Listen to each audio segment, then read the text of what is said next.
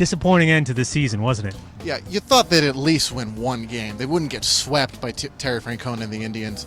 They came close tonight. They had a lot of chances late, just couldn't get a big hit. And that's really the story of the series. The offense never showed up. They had around a 200 average the whole series, and that's not the way the Red Sox win games, right? Bitter end to the season. I mean, they, like as you wrote today, they're the best offense in the baseball all year, right? And then you run into an Indians team that really shouldn't scare you with their best pitches not available. Yeah, and it's kind of baffling how they lost their approach at the plate.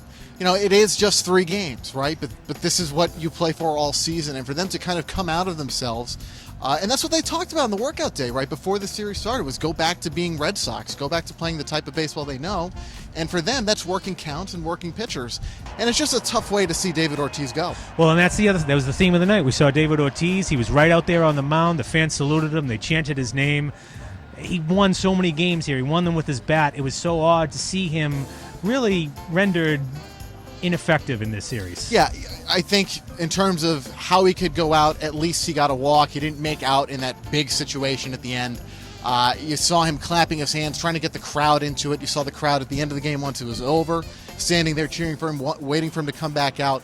And that's special and poignant. Look, the history of superstars in Boston is that they don't usually end on good terms. Right. And, you know, save for this was disappointing here tonight, he's ending on good terms. Yeah, and Terry Francona is not a superstar, but you want to talk about somebody who had a successful history here and a high profile and didn't end on good terms. That's one guy, and he got his chance to celebrate tonight. So he left as the manager in 2011. Are we going to see a change in manager at the end of 2016? I think it's very possible. I don't know who the candidate right now is. Are you convinced that Torey Lovullo is a better strategist? Are you convinced that there is a better strategist out there besides who's in the organization right now? What we don't know is Dave Dombrowski's criteria. What is he judging this on? Is it a decision to pinch hit for Andrew Benintendi in the division series? Is it the 8-9 months he spent with John Farrell previously? That's what we need to see in the coming days, and they need to make a decision quickly. John Farrell, in describing the season, talked about this as a great stepping stone. It's a $200 million stepping stone. I don't think fans are going to accept that.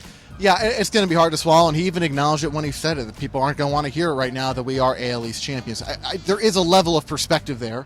Coming from worst to first is something to be proud of. But bowing out in 3 games to a team that I think the Red Sox wanted to face is not the way it was supposed to end. Yeah.